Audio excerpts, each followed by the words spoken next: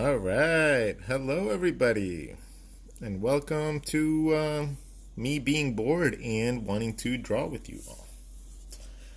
So, I'm gonna wait a second to. Well, I just flipped through my sketchbook. This might be a little bit wobbly today, mostly because it's a neat tripod that I got. So, hopefully, it's not too bad. So, how is everybody doing today? I hope everybody is doing quite well. I hope that you are all having a really nice Thursday. It is Thursday, right? Yeah, I think it's Thursday. So, let's see. Well, first of all, hello, hi, everybody doing all good? Everybody sound off with a hi, Rod. Leave it in the comments. What should we draw today? What should we draw tonight? Let's see.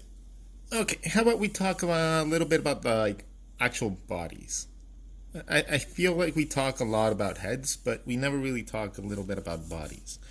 And I think that's a topic that we could all benefit from, right? So, I'm going to draw two examples real fast.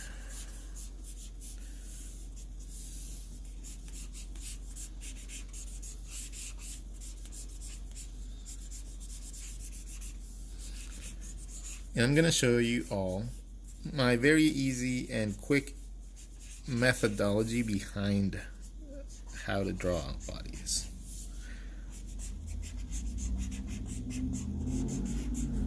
Okay, so the first thing that we're gonna, try to understand is the different parts of the body. And these different parts of the body are going to be, how when we draw a head, we set guidelines, right? And then we map out the different parts of the face, like the eye sockets and then mouth and the cheekbones and stuff like that. That's what I have been emphasizing in the last couple videos.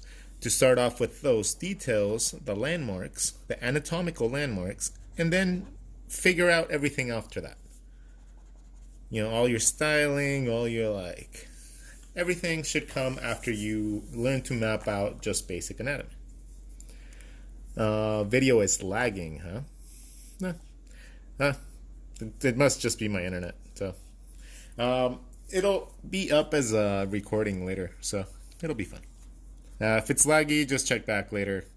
You'll see it nicely. Okay, so we have our body shapes. The first thing that I like to identify whenever I'm doing any sort of character is a general blob of what the character is supposed to be like. Now, if the character is supposed to be a female, I like to make more curvy blobbies. And yes, that is the term that I call my little shapes, just blobbies. And to me, they're kind of like paint cans. And then you just give them a little nib. Like if it was a paint can, that's how I envision these characters. Right? Super simple, nice. The neck could be the little tiny part that connects to the can. Cans are normally round on top. And then you have your torso that could be the rest of your can. It'll be a short can or a long can or a tapered in can. But you get a torso. So that's one way that you can view it if you don't want to do the whole proportions aspect. That can come in time. Once you learn the landmarks of what you're drawing, everything is gonna become a lot easier. So after we map out where our head is, right? That is going to connect to our body, and our body consists of our rib cage,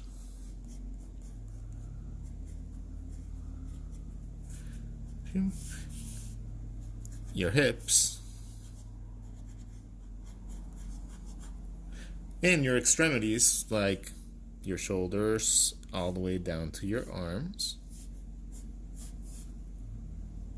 And I'll explain how I think, like how I figure out where to connect them and stuff.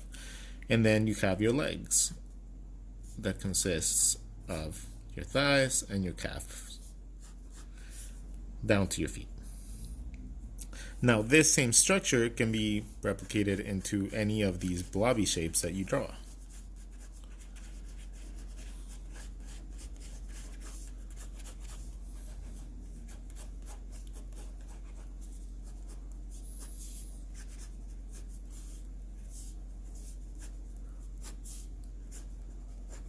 Right? As long as you actually still have some general human proportions, you can most likely fit human anatomy inside of it. If it's the female shape, the hips are just a little bit wider. Now, these two bones right here, your hip bones, and the inside of your ribs are going to create the, like whenever you're leaning to one side or another,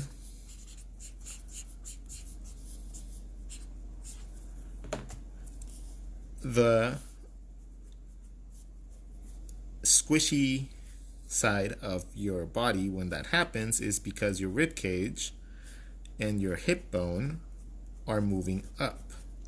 So they're causing two big lumps to squish all the skin there.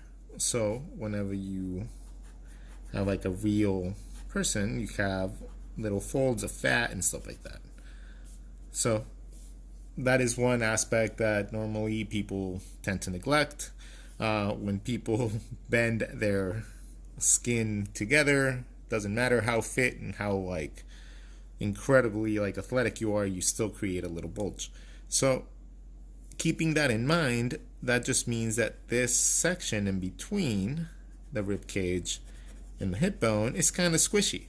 So it's moldable and it can change shape, you know, like imagine that that's what's rotating everything.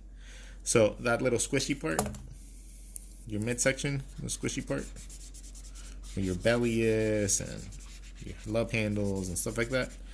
Imagine that just is like a fluid, like inflatable tube and like soft, squishy, and you can move that in any way, shape, or form.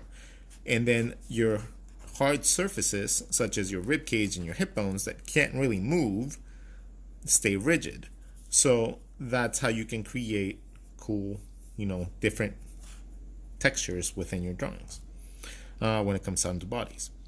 Now, I'm not overly concerned with having perfect anatomy in any single one of my drawings. Like, I know that there's different methods that go like, oh, well, something is 7 heads tall, or like the basic human character is 8 heads tall.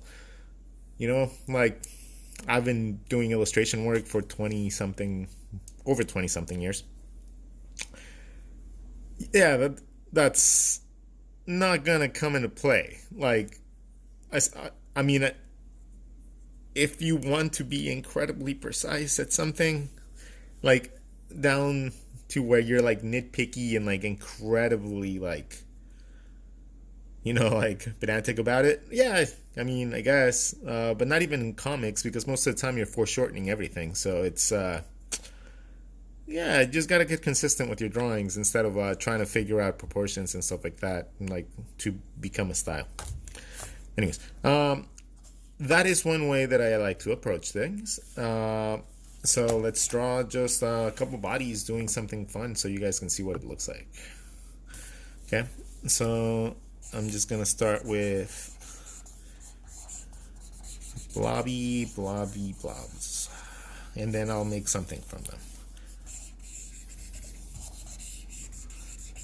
I'm not like particularly thinking of a certain pose when I'm sketching these out. I'm just drawing lines and I'm going to figure out something to do with them. That involves posing and putting proper actual anatomy in here. Let's add another. lump right there. Why not? Okay, so we have this beautiful little mess, and now let's try to make something out of it. So, on this one, it kind of looks like there's a person.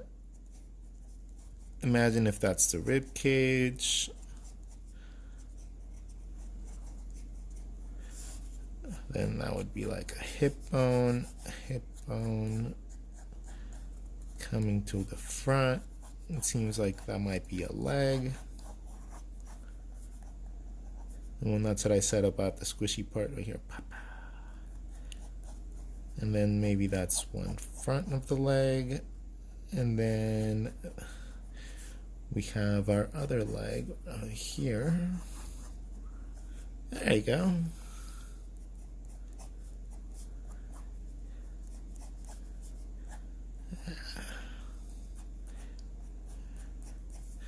There you go. And then we have a pretty cool pose. Bam. Power pose.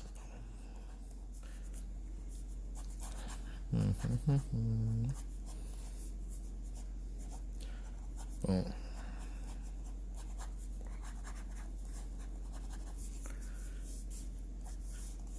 And the head would just come out from here, and in this case we have it pointing this way. So maybe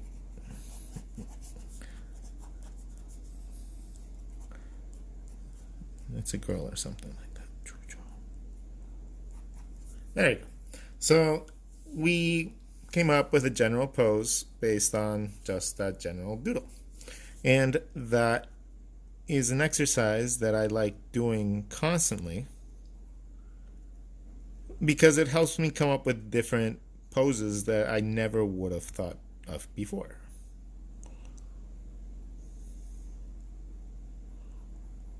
And there you go. You get somewhat of a little baby pinup.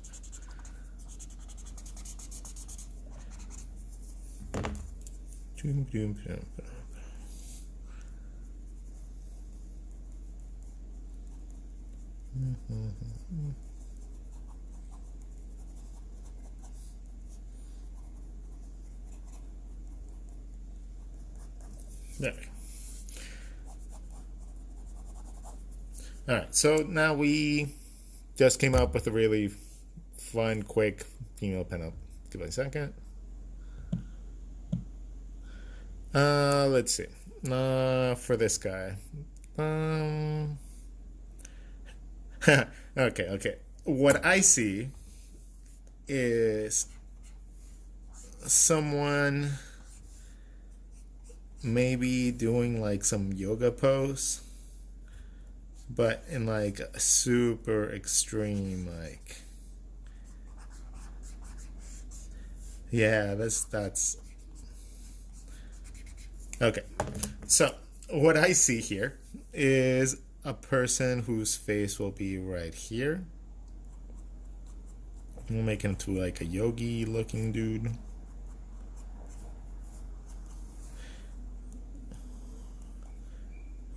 Right, and then he will be bending backwards while coming forward.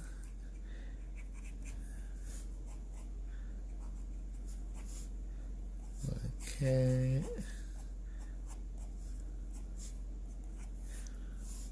So we have an interesting little blobby here. So I kind of see a dude balancing on his arms, maybe doing like the whole like yogi like concentration, like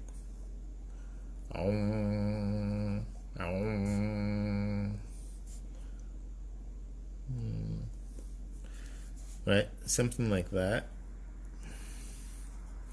And then him bending his torso that could connect to the spine right here, bending his spine, coming up this way, and then connecting my hips right here, which will bring the leg this way, and I'm just gonna exaggerate the anatomy of the leg. So it's gonna come up with something interesting. Let's see if I can do it. And we're gonna give him a man bun, of course.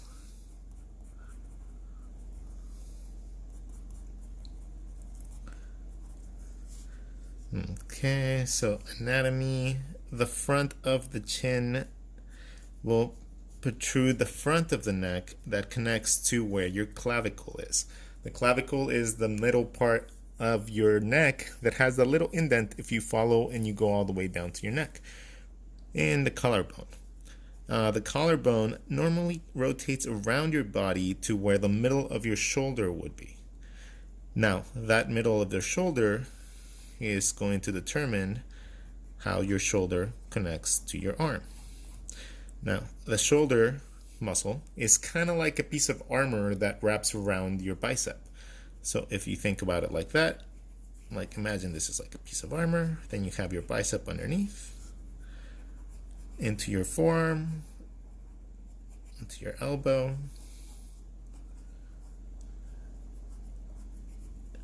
and I'm going to darken this side a little bit just so you can create some contrast so it looks like it's in the background. Okay, so now that I have my clavicle in the middle of my thing, I can determine where the back of my spine is going to be. It's going to curve and create that little complex shape. Looks like a little beanbag, but it has the little, gaps for the spine. So now from here, it's as easy as just sculpting your drawing. Follow where the spine would be. Follow it through, even if it's not a conventional like form. It's still supposed to be right there. So the spine continues all the way down to the tailbone. So that determines the middle of our shape in the back. So I'm just going to draw a little bit on the other side just to create a little bit of depth. We're going to bring this guy up to show a little bit of his muscles to make him look like he's a little bit buff. In the back, you would see his, little like things that look like wings, like scapulas. Is that what it is? The scapula, like the little like shoulder blade thingy.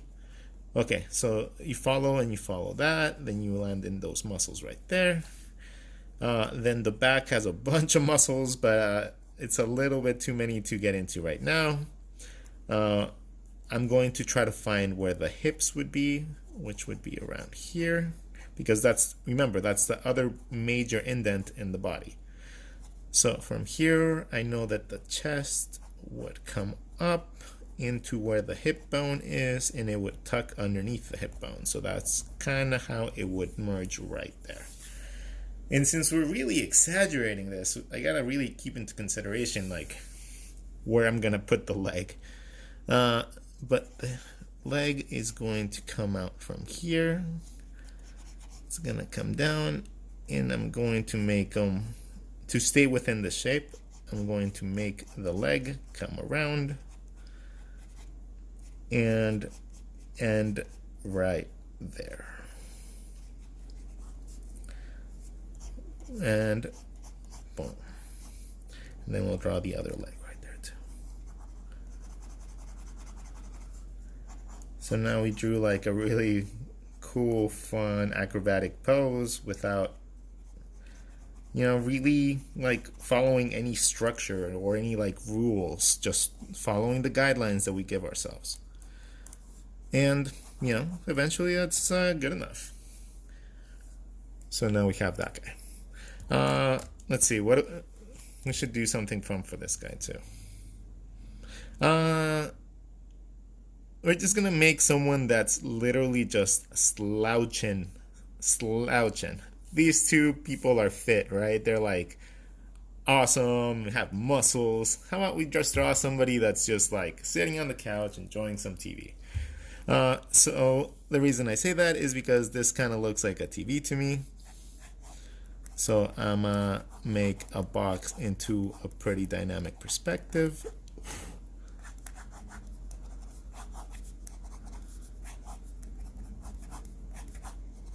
And this is gonna be my old school TV that has antenna still. Yeah, I know. When I was little, I used to have TVs with antennas. And you had to move the antenna to get the reception, and there was like different cables that you had to connect.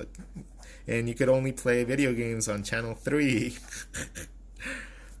So you all are privileged. All you got to do is like put input 2 and that's it. And I would watch Pokemon, so I'm going to draw Pokemon.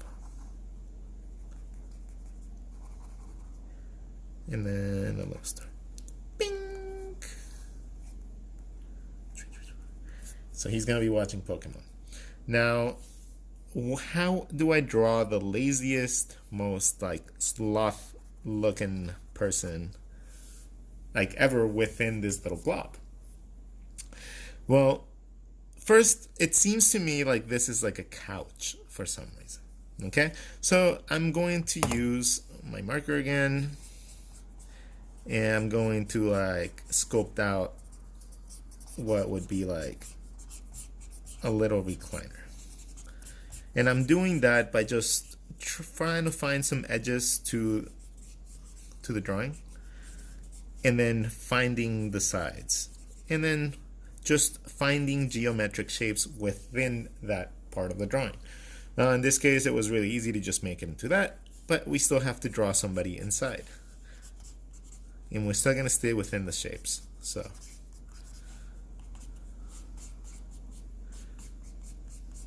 still gonna stay within those shapes.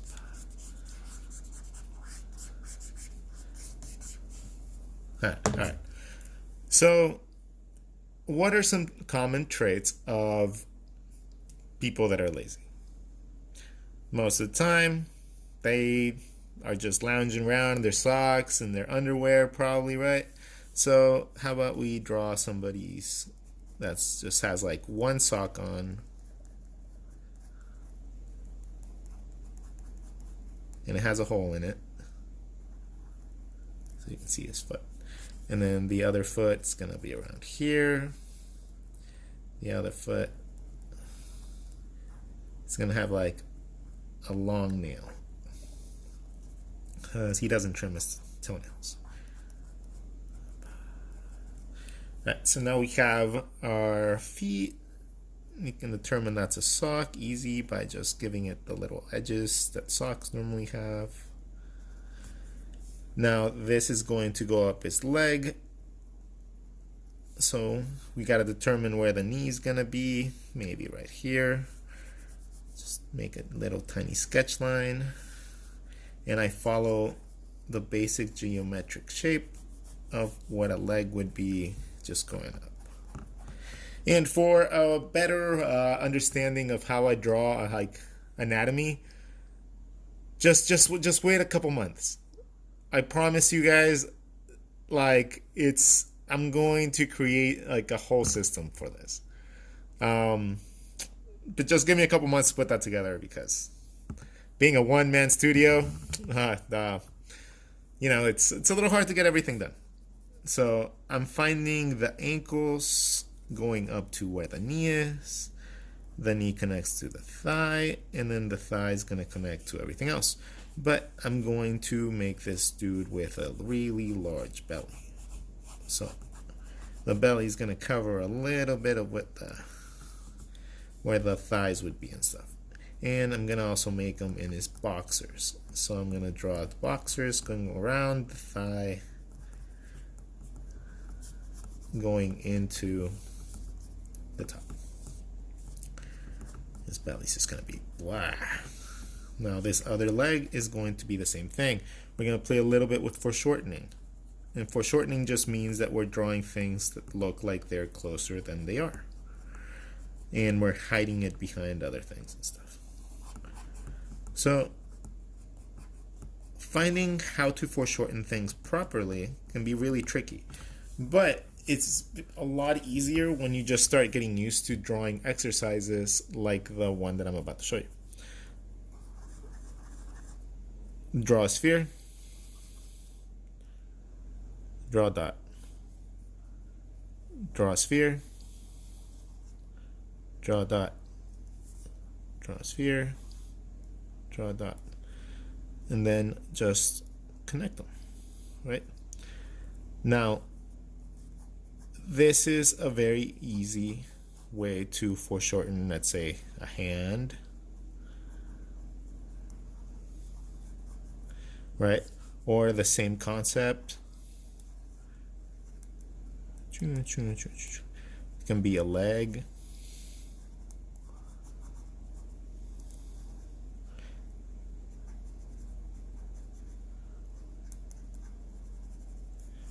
Right? Get used to drawing little shapes like this and then bringing the circles in closer and farther apart, and you will get to used to foreshortening incredibly easy. It's like ridiculously easy how easy it is to foreshorten things. The reason that people use it in comic books so much, it's because it's incredibly easy to not have to keep consistency with the look of things. That's why, honestly, in my opinion, animation is an incredibly tougher task to do than anything like comics or books. Sorry, but keeping something consistent for like 200 frames or something like that, that's a little bit harder than foreshortening Batman's punches and making it look cool like that. Okay, so now I'm just gonna fill in a little bit of the detail of the chair. I'm gonna do the little ottoman thing that comes out, since that extends. Boom, boom. Still trying to keep with kind of like the perspective that I gave myself for here. It's just gonna be a little bit exaggerated. I'm gonna draw a little bit of the pillow, a little bit of his calf, connecting everything and making sure that there's a clear distinction from the parts that I want emphasis on. The belly, for example, I have to shade the shorts in so that the belly stands out. Now the belly is going to be uncovered and you're going to see a belly button. Right. Now the t-shirt is going to go, it's still wrapping around the character, right? So you have to imagine that you're wrapping around the object. From here, let's give him some man boobies, because what lazy person doesn't have man boobies? Draw the side of the couch, and at this point I gotta determine what I'm gonna want to do with the arm.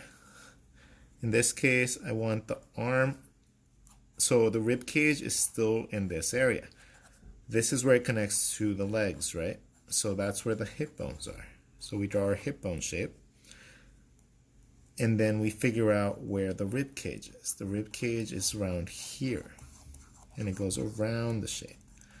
So by figuring that out, I can figure out the front of the rib cage would be around this area. That's where I put the little man boob section.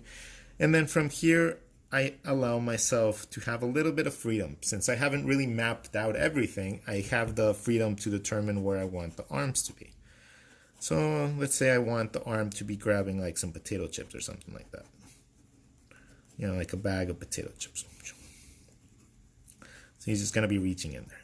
So I create a shape that goes along with the perspective of my couch. I'm going to give it little potato chip like looking things. He's just going to be reaching in there. So maybe I want like one finger out. So it looks like he's like, like, you know, fiddling in there. Give some negative space. And he's just going to be reaching in there. So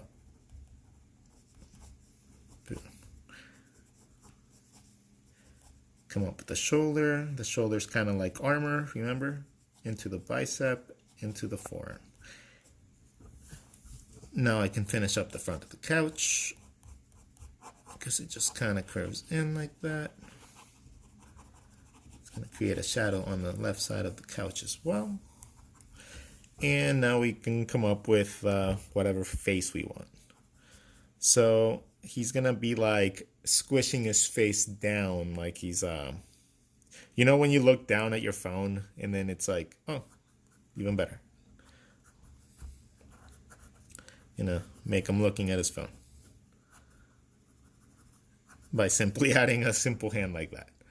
Now he's gonna have a double chin because he's looking down. We're not gonna just make the face straight forward because that's boring. We're gonna give it a bit of an angle.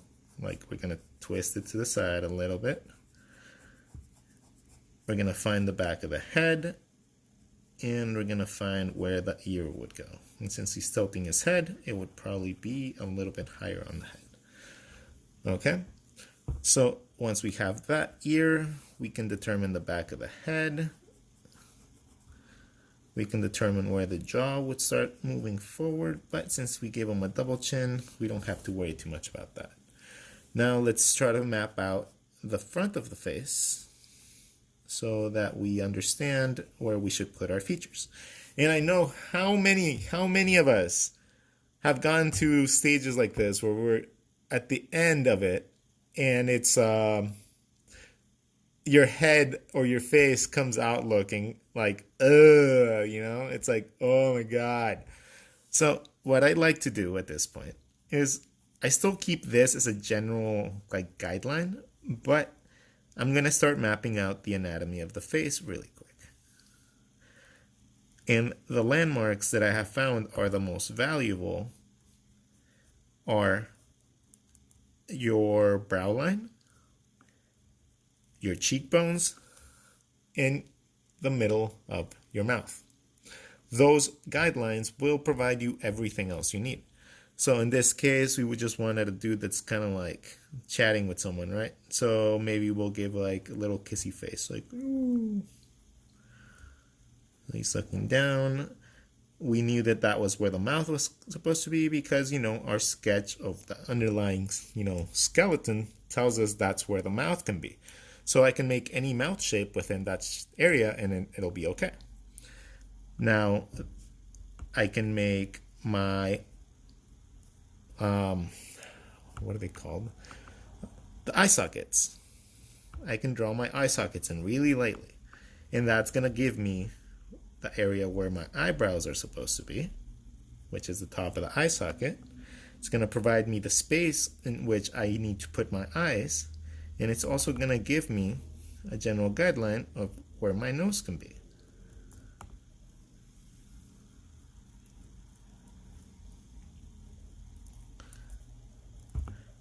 So now everything's in place, and I'm not second guessing myself. I'm not wondering where everything's supposed to go. It honestly just becomes super easy because you always have something to help you guide that. And this is not like, perfect comic book anatomy either. It's just good anatomical drawings within a cartoon.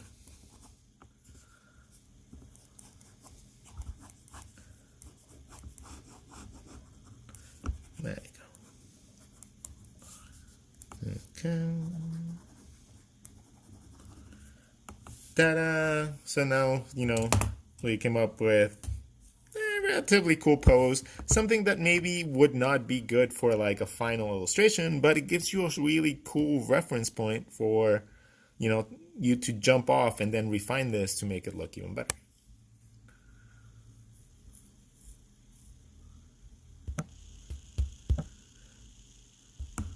It seems like people are messaging me here, but I'm sorry, I can't look at this like and actually sketch at the same time because it's so wobbly.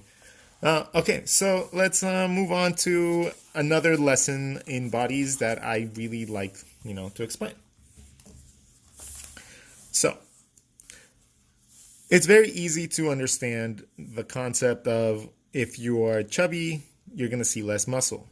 If you're, like strong and muscly, it's because you can see a lot. You're supposed to be strong. But that's not necessarily the case all the time.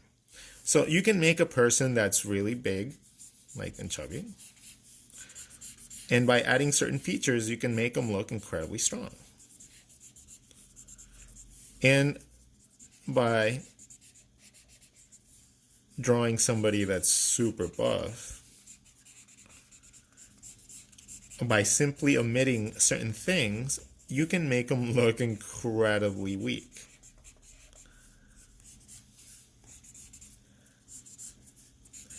So like you said before, I always start with my blobby shapes, just trying to map out the general idea of what I'm supposed to be drawing. And then, boom, boom, boom, hold on. Okay, I'll just answer questions and stuff like that in a second. Let me just get through this, and then we can go on to some questions and stuff. So, normally, if you want to create a character that's strong, give them sharper angles and make them more boxy.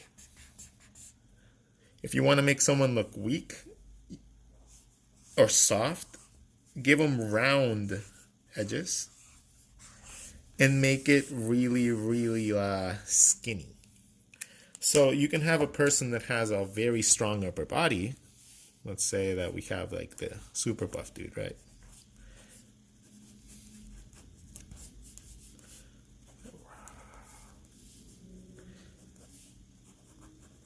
So we have, and I'll explain what all these little like landmarks are that I'm drawing in a second, because I know that everybody's gonna be like curious as to why I sketch them out like that. So when I'm drawing super buff dudes like superheroes and stuff like that, I like to make my rib cage incredibly wide. So in this case, it's super wide.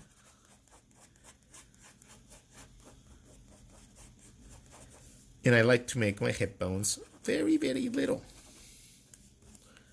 So the person generally has a body shape like this. Right? And I like to keep the upper body where the torso is, as the main, like mass when it comes down to the torso. So when you're sketching this out really quickly, it's more like a beanbag that's like this. And then you map out really quickly where the, where the middle of the chest is, where the bigger masses are, and then you have a decent buff dude really, really quickly. Now, I mentioned that you can have somebody that's incredibly strong, right? Like Suman, who just has like Hulk-like features.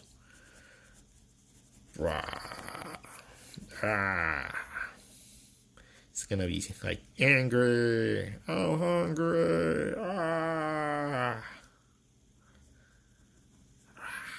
Okay, so we have a really strong dude, but if we give him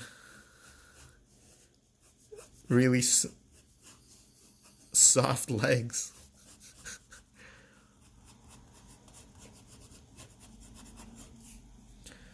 he might not look that strong. If we keep the legs nice and fluid, like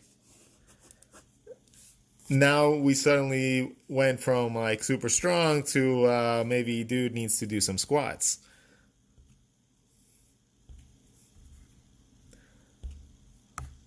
And we can do the same thing with an arm. Like it can be like an incredibly strong muscle arm, right? Or we can give them like the skinny McSkinnersons.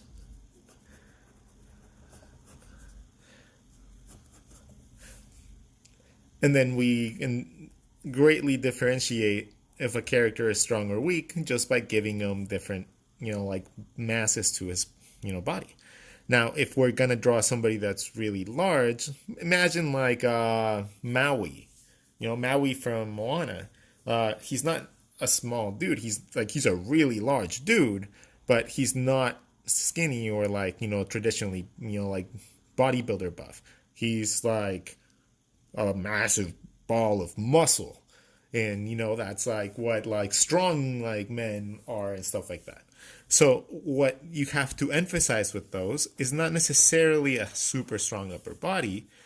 It's more so a solid and balanced upper body, right? So, yes, the upper body is still larger, but it's balanced out with a wider hip as well. And then that's going to provide you that muscle structure of somebody that's just super large, but at the same time, very, very strong.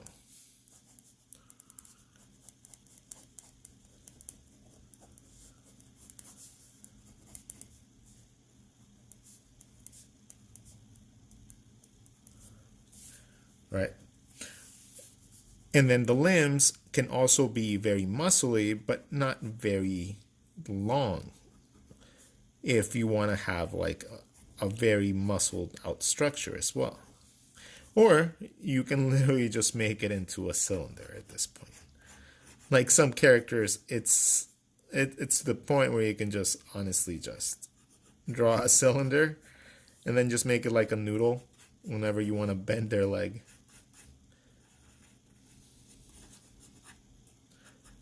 And then you have a really, really buff like dude. And you can also give really big dudes really skinny, features. And, play around with that.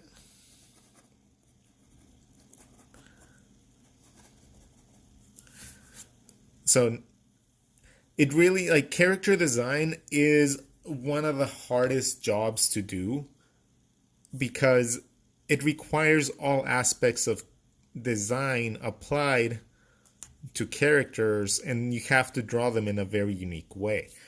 I wish that at one point in my life I get to actually be a character designer for an animation or anything like that. That would be incredibly fun, incredibly cool. But yeah, we'll see.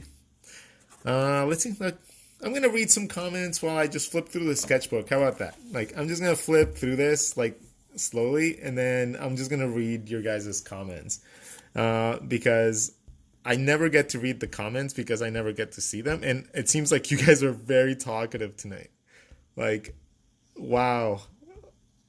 Okay, so I'm just gonna start doing this. Boo-doo-doo-doo-doo-doo. Mini sketchbook tour while I talk. Okay, hold on. Oh, Mary Tattoo said hi. Hey. She says hi, hi, hi, hi, hi, hi, hi, hi. Okay. Oh my God. There's a lot, so I'm just gonna stop here. Jack C13. Fun times when accidentally changing the channel while still have the game input on channel 3. Oh my God, that's from like the thing that I was talking about, the TVs and stuff. Yeah, back in the day, it was funny, man. Like, you needed to have like input audio, like it wasn't just like a single cable. Uh, yes, Marianne, what's up? Look at the screen. Abby Diamante. The wild fly, first off. If you're going to correct me, use proper. You what? Oh. No arguing in my thing. I'm not going to read anybody's comments that argues. Uh, okay. Ridging, hope your day's getting better. Want to have a quick draw? If not, we can battle it out another day. You guys are like trying to like pick fights and stuff like that. That's funny. Uh, Okay, can circles overlap for foreshortening? Yes, the circles can overlap on foreshortening. Oh, this is me and Mr. Depp, so I'm gonna skip this part because it's not ready for showing yet. But it will be soon, and once I actually finish being able to finish it up, I'm going to enjoy very thoroughly being the first author that releases a book with that topic. Oh yeah, that's from pre-orders. By the way, anyone that already got a book in the pre-order, your book is reserved. They are shipped. They have been shipped to me. I'm just waiting for my books to come in. This is also for the lesson for the next 21 draw lesson that I have is how to draw a cute animal and mascots. So yeah, I honestly say I couldn't have asked for a better lesson I just need to sit down and actually finish it up because, yeah, it just needs to get done. I was working on a little bit layout for my pinup book, and let's keep reading. Next question. Let's have a quick draw for fun, Rod Gun. I don't know how I would have a draw off on a live thing. I'm not opposed to it, but I got a plan for it. I got a plan for these things because, honestly, oh, it's a pinup. Pinup. Whenever I get a chance to sketch live like this with you guys, it's one of the things that I like the most out of my days. So let's just keep drawing. Yeah, let's just keep drawing because I just want to draw more. Yeah, like I don't get to draw as often as I want anymore. So it's I'm just gonna take advantage and just draw some more, and then you guys can join me. Okay, well just one draw. Okay, so I'm gonna go through certain pointers from different parts of the body that are hard for me to, or were hard for me to figure out, and hopefully I can explain them easy for you, because that is the goal, right? Like if I can get all of you to be able to draw what's in your heads and get your ideas out, then that's like my way of making the world a little better. So I'm going to try that with everything I teach you guys. Okay, first things first. When you are drawing your bodies, even if you are breaking them down in the more traditional style that everybody does, keep in mind a few things. I'm going to draw this from the front, and I'm going to draw this from the side. This is the same approach that I have, only it's just mapped out different. They draw the rib cage, and then they draw the hips. That's the same thing. Okay? Major points, big factors. The rib cage is not a straight box. If you draw things as a box, let's say you do what they teach you in every single comic, like how to draw comics, how to draw blah, blah, blah. If you draw your shapes like this, you're going to have a little bit of a problem with your anatomy, because the front of the rib cage is the important part. The back, it curves, right? But then in the front, you have kind of where your neck is supposed to go. It's in the front part. It's not at the top. It's in the front.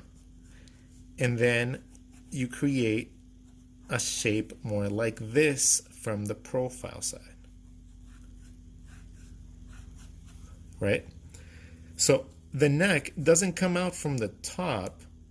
It comes off from the front a little bit. It leans, maybe not so much, but it's slightly angled towards the front.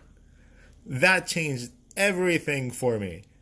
When I realized that, because I was drawing all my characters with their necks at the top. And for some reason, I was never able to achieve the anatomy that I needed, that I wanted. Like, it just didn't look right. So the moment that I shifted it to the side a little bit, even just slightly, everything just started looking good. When I started drawing clothes on my people, it started looking right. It didn't look awkward. It didn't look off. When I draw hoodies, now it's easy to just map it around that same circle shape, and you have hoodies. So remember that the neck comes out of the front of the rib cage. So your rib cage shape should be a little bit more like this. When you're looking at it from the front, you should see it more like this, with this being the top, or that little gap right here. Right? This also gives you a nice indication for the clavicle. And that clavicle is a lot more important than I ever would have thought it would be when I was, learning how to draw things. That little thing right there in the middle of your chest gives you so many points of reference. First, from there to the edges, it provides you where your shoulders are supposed to be. So if you point this up, your arms are going to be raised, right? If you point it down a little bit, your arms are going to be low. So you can already determine a lot of the positioning just by moving that line up and down. Now, that's also going to determine the middle of where your neck muscles are connecting. So we'll just draw something right here. So we have our, clavicle or our neck, like collarbone thing.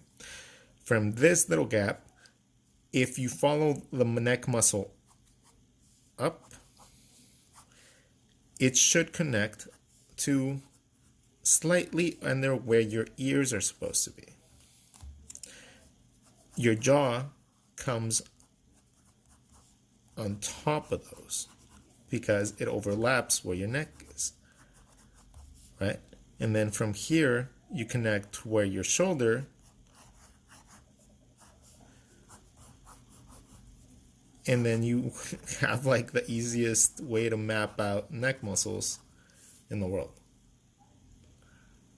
By knowing this and knowing that this connects to where your shoulders are, and then the neck muscles literally connect as a little U from your ear all the way down to that middle part of your shoulder.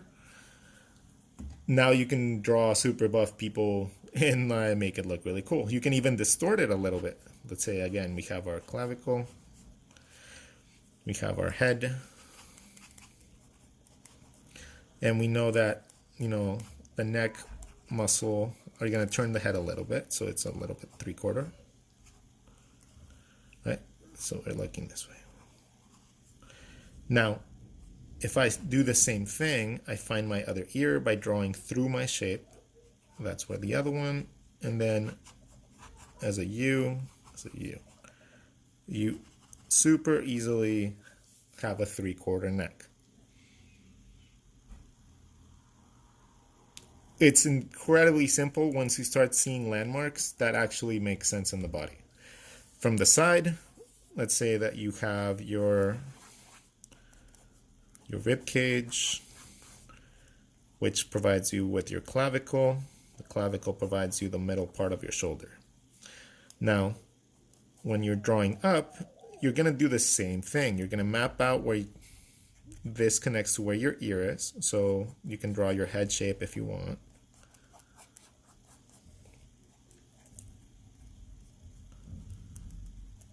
So you have our head shape. We find where our ear is supposed to be. Underneath the ear to there, we draw our neck muscle. The other neck muscle essentially connects to where the bottom of the back of the head to where the spine is and just follows the spine. And then you just do a little U to fill in that area. And now you can draw necks from the side. It's incredibly simple once you just break it down into a very simple way, right? It looks good. If I wanted to detail it out more, I can just make the muscles stand out more because they're 3D shapes. Maybe if the person's incredibly big, just make the neck muscle really large.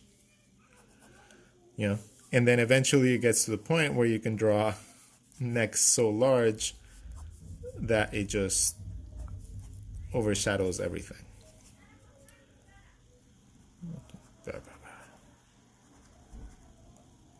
Say like the Hulk or something.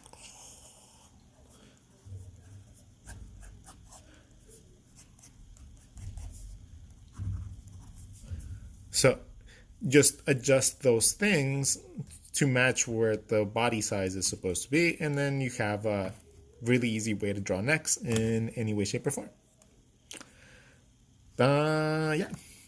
So that's another one that's really, really interesting. Okay, I'm going to teach you guys the underwear approach to hips. And that is a funny one that I like to do because that's the way that I remembered how to draw the hip bones. So remember when you were like drawing just blobbies, right? Let's just make a really simple blobby right there. In order to find the hip bones, all you got to do is give this little dude underwear. So let's give him some underwear.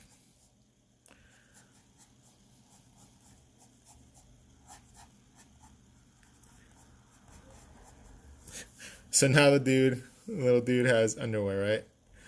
And that's essentially where the hip bones would be. That's how it connects to the body.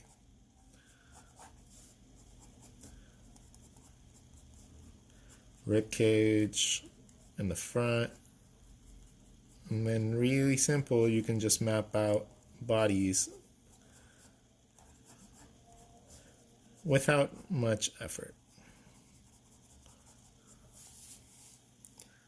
So that is something that I like to practice on, and I like doing that so I can determine like the structure of the hips. And it makes sense on both. Whenever you're drawing from the profile, you still want to give them underwear, right?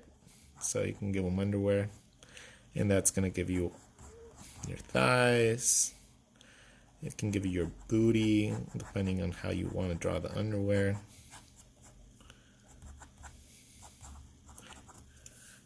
So I know that it seems like I'm drawing this incredibly easy and incredibly precise, and because I probably know all the anatomy and stuff like that.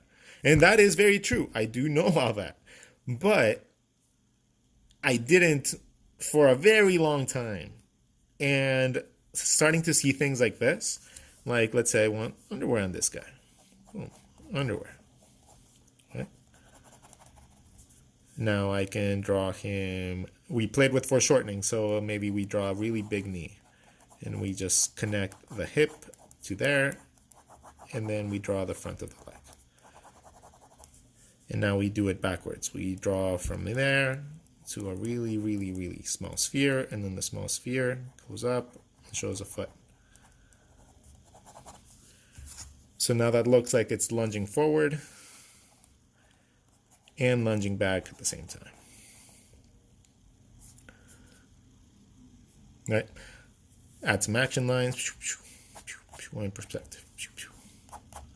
And then you have a very like stylized like comic. You can make foreshortening with facial features too. For example, with faces, when you're trying to do like a very exaggerated face, let's say we want this person to have like a super large nose. So since it's the biggest feature and we want that feature to cover other features, we would just draw the general shape of what we want as the feature. And then we start building our face. Eye sockets, giving us eyebrow lines, giving us our cheekbones, giving us where the mouth would be, and then the mouth would be behind the nose because the nose is so large. So just build shapes on top of shapes on top of shapes, and you get interesting caricatures.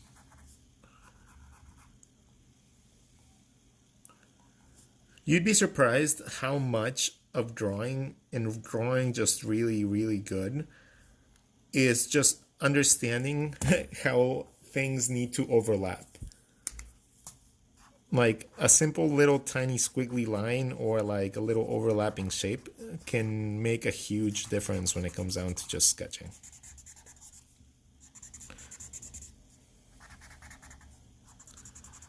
Oh yeah, and to understand the way that I map out these faces, just watch a couple of the other videos. I think that those videos that I just released, the ones where I was just sketching for fun and drawing heads, that's probably the most important video that I've ever released, and it's the least viewed video of all the videos I've released.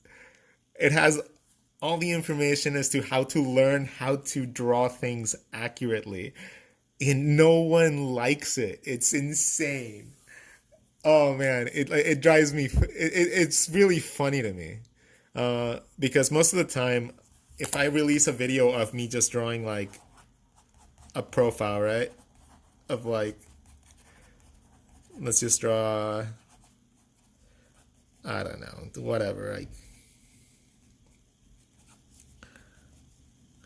if I'm just drawing something along the lines of this,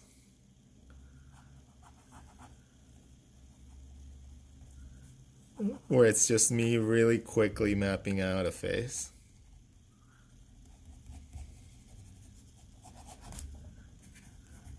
Something like that will get like 20,000 views, right? And sure enough, it's really interesting and like really quick to see somebody else draw like the face here, like shapes like that. And it's interesting and stuff. But man, like you all need to, if you want to draw how to like learn how to draw faces better, go look at the other video. I never ask for this, but I'm telling you to go see it because you'll get a lot out of it. Let's see. Okay. Let's see. What other tips? What other tips? Let's do a tip on arms. How about that? You guys want a tip on arms? Send those little hearts if you want tips on arms. Otherwise, I'm just going to do like eyes or something. Okay, so we'll do one simple tip that has helped me a lot with arms. Arms. Arms, the proportions that I like to use with arms are like this. I like to keep things as a 1-to-1 ratio. And what I mean by that is that anything that does, like from the shoulder to the bicep is one section, and then from the forearm to the hand is the other section, right? So if I take these two sections and kind of control them as one, because the shoulder and the bicep don't really move independently from each other, it's just like one shape, right? Like that, like the shoulder moves, but normally the upper part of your arm moves along with it. So it's kind of in the same area for me. And then when it comes down to the wrist and stuff like that, measuring it out, it's normally dependent on like what you want to do with your hand. But as a general guideline, I like to keep it as a 1-to-1 ratio. Now, what you do with this ratio, you can do pretty much anything you want. Let's say that we have this little ice cream cone shape first, right? And we foreshorten it. And then we have another cone, and we just draw it a little bigger because we want it on the front. And then we have our hand. And that easy, when you erase that part, let's say it has a glove now because I want to foreshorten. Now you have yourself a foreshortened arm. Now you're going like, rah. If you just got to break it down to like the simplest things ever, and then make those make sense to you. When you're drawing arms as well, I like to make sure that one side has a straight and one side has a curve. Once you understand what the muscles are doing and how they like make your bumps happen, you can advance from this. But until then, you can easily draw really cool hands by just making sure that one side of the arm has a little bit of a bump and then one side straight. So when you have your arms bent, it's the same thing.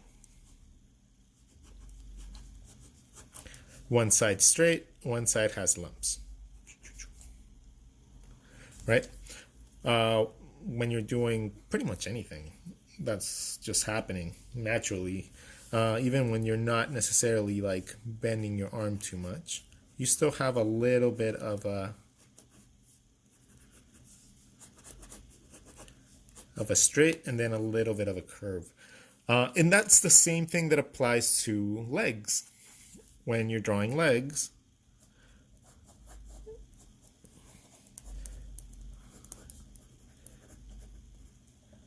you normally have the calf that sticks out from one side or the other. And then you have your, your thigh, your calves that taper down, and then you have that. But I'll have to make the video for legs and arms like at some point because it's such a complicated theme. Like it's, I wouldn't say like overly complicated. It's just something that needs to be explained on its own, like as its own lesson that can be repeated and over and over and over. Okay, so I'm gonna read some more comments and then I might log off and then go work out or something. How is everybody's night going? I'm just gonna read the last comments. I'm sorry, guys.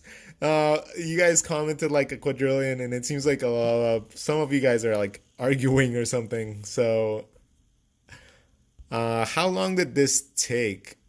Okay, Michael Paul Clazen, Rod. I'd love to give you words of praise, but also show you what people said after they saw your work and put pencil to paper. But I'd love to give you some praise. Oh, thank you. Sirach Thomas, how long did this take? Well, we've only been drawing for like an hour, so, well, not even an hour. So, yeah, it's been a while. Avatar Studios is looking for character designers. I sent my stuff in. Yeah. Have you done album covers? I don't take freelance work like that anymore. Okay, you guys are really talkative today, which I really do appreciate, by the way. But I think I'm going to call it a night. I hope that you all learned a little bit. We drew some bodies. We learned how to make blobbies into actual like things with motion. Played a little bit with foreshortening. Showed how we can show different strengths and weaknesses with the same body types. Figured out a little bit of easy ways to break down the anatomy. We talked about the importance of the clavicle and a little bit about how to overlap shapes and a little bit of what the neck should be, right? So yeah, that will keep us good for today. If you guys are wondering what sketchbooks I use Danique sketchbooks. Rodgon 15 will get you 15% off if you guys do ever get that. And they're my sponsors, so let's say thank you to them as well. You all have a wonderful night. Thank you all for keeping me company. Seriously, I do this and I teach you all because you all make me feel special. And update on the books. They're coming soon. They should be in the mail for me. So once I get them, I'm going to ship them out and then I'll put them to sale. And the digital version of it will be available when I have them in my greedy little hands. So see you guys later. Have a good one. And bye.